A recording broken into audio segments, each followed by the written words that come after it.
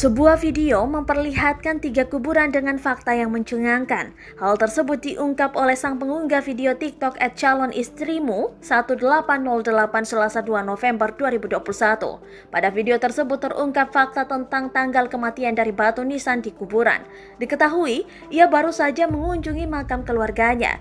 Ia memperlihatkan satu persatu makam keluarganya dan terlihat pada batu nisan yang ada jika tanggal kematian 3 anggota keluarganya sama, yakni 26 Juli pada tahun yang berbeda-beda.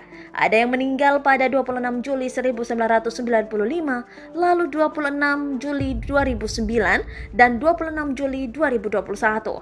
Terlihat dalam video, anggota keluarganya yang paling lama meninggal dimakamkan pada tahun 1995 silam. Kaget pas lihat masing-masing wafatnya keluarga sama-sama tanggal 26 Juli, tulis wanita asal Sumatera Barat tersebut.